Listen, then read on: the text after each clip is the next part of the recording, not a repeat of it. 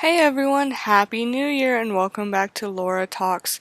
We're starting off the year with a Brandon Sanderson secret project book. So if you didn't sign up for the secret projects or if you haven't read the book yet, I would suggest not watching this video because I'm going to be talking about the entirety of the book, so there will be spoilers. I'll try to avoid the really big ones, but I will be talking about the world, the characters, the setting, all of the basics. So if you're waiting on like your physical copy of the book or you just haven't gotten around to reading it yet, I would pause the video, save it for later, go read the book, and then come back. And then we can discuss theories because there's a lot of interesting things happening in this book. So it's called Tress of the Emerald Sea, which first of all, that's an amazing name. It gets you curious right away, like why is the sea emerald? And the answer to that question is actually told fairly quickly. It's because there are 12 different colored seas on this world. And the seas are actually made up of spores which fall from the moons, which is a crazy idea, but it's brilliant and it works. The ones that we see, I think, are emerald. Do you see verdant? I don't know. We see the crimson and we see the midnight, and then they talk about other spores too. And so basically, the spores fall from the moon and then they form the sea, because they, pile up and there's actually like air vents underneath that make them float so ships can actually travel across them. And the air isn't constant. It does sometimes stop and die down, which does cause a couple of problems through the story. But that's a really interesting concept. The other thing is that the spores react to water, and each color reacts in a different way. The verdant spores grow vines. The crimson spores grow spikes. There's pink ones that grow crystals, and those crystals are actually used to patch up ships when they get damaged as like a temporary fix, which is an amazing use. And then the black ones actually form midnight essence, which is one of the more interesting crossovers, I think, because we see the midnight essence in the Stormlight Archives. I think it was an Oathbringer that we saw it, but I think it's the Midnight Mother it's called. It's one of the Unmade. But apparently, like, the Aethers, which is, what these are called, is what is expressed, what comes out of the spores. The Aethers they don't originate from this planet, so they do appear other places. I found out in the the postscript. So, read the postscript and also read the forefront, because there's a lot of information in there. But the Midnight Essence is on this planet just like it's on Roshar, except it's mostly controlled by the Sorceress, which is the big bad villain of the story. So let's back up a little bit. Our main character is Tress. She is a very normal girl, teenage girl. She washes windows as her job, and she collects cups. She finds cups interesting, and honestly, I don't blame her. There are a lot of different cups in the world, and a lot of different cup designs, so she has a cup collection. And she lives on this tiny, desolate island, and there is a village on the island, but it's fairly desolate and is very salty, and salt is one of the things that kills the spores. Because you might be thinking, how do people live on this planet if there are spores everywhere, and all of the spores are dangerous to one degree or another? Well, salt kills the spores, and silver also kills the spores. So there are ways to deal with it. And the island, which is called the Rock, is a very salty island. So the people that work there mine the salt and do other things to earn their living. And one of the big things about this island is that no one is allowed to leave, because it's such a miserable island that if people were allowed to leave, they would leave and they would never come back, which, honestly, same. So about Tress, she falls in love with the Duke's son, Charlie. And the Duke, being nobility, is allowed to leave the island. And one thing leads to another, and the Duke decides that it's time for Charlie to get married. And obviously he wants Charlie to get married to another noble. If you're a duke, you don't want your only son getting married to a window washer. That's not a very politically advantageous move. But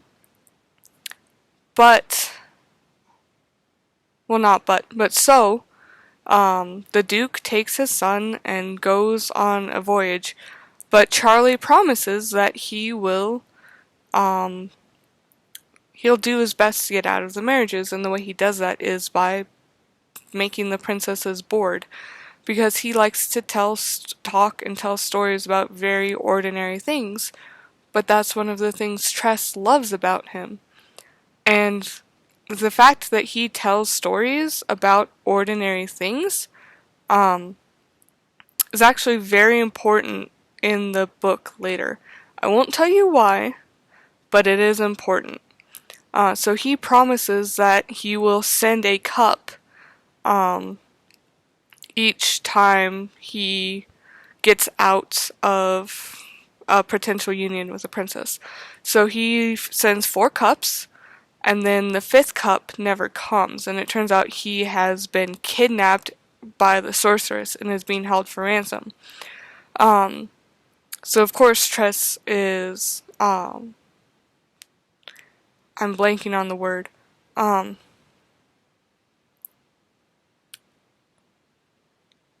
she's terrified on his behalf. She's saddened. She has no idea what to do. You know, she's a simple window washer. How will she ever save him? Who will save him? And so she thinks, well, maybe the Duke will save him. But the Duke comes back, and it turns out he's adopted his nephew to be his heir, because apparently Charlie wasn't worth paying the ransom for. So Tress realizes that no one else is going to save him. She's going to have to. But another important thing about Tress is that she never asks for anything for herself. She hates to impose. She is polite, she is caring, she helps other people, but she never asks for help. And can I just say, that is such a relatable thing. I also have people-pleasing tendencies.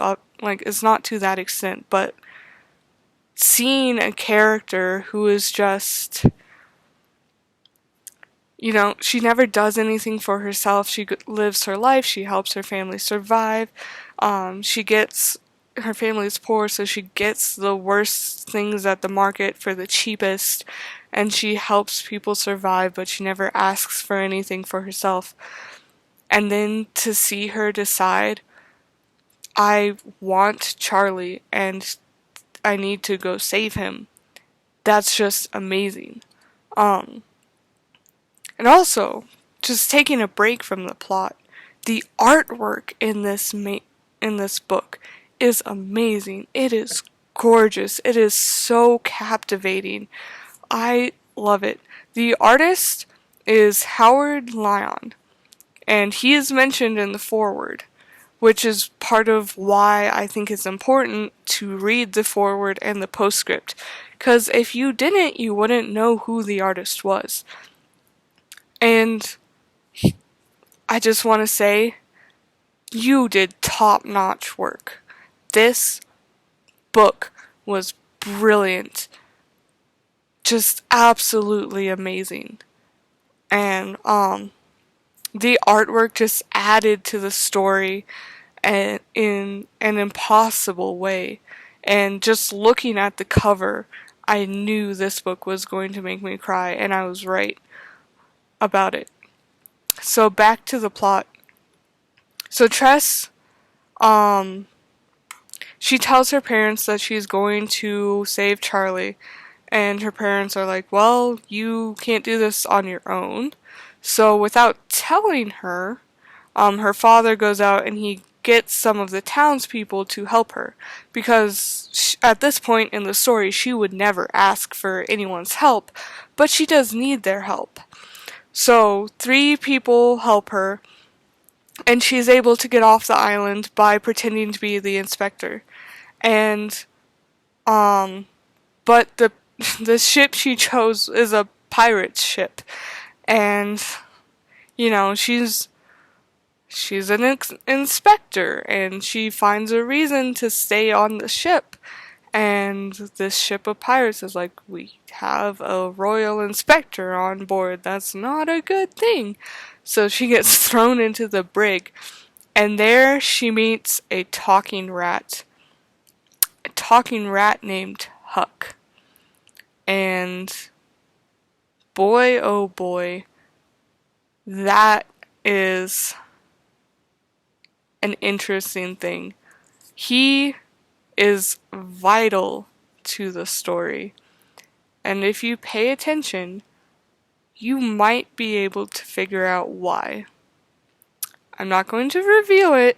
I'm trying to avoid big spoilers, but he's important. Also, another thing, this whole story is narrated by Hoyd. Hoyd. That's a weird name to say out loud. And I love it. I could tell almost immediately. I was like, this feels like a story narrated by Hoyd. And it is. But he's also a character in the story. You see, he's also been cursed by the sorceress. And he lost 5 of his senses. And one of them is his sense of self. So he isn't acting like himself. But it's still very entertaining. So Tress gets thrown in the brig, she meets this talking rat, and then her pirate ship gets attacked by another pirate ship, and everything is about to be lost, but then the spores still, the seething stops, and there's a hole in the brig, and she takes the rat with her and she walks across the spores. Now, she's still on the Emerald Sea, which has the spores that create vines, and it reacts to any water.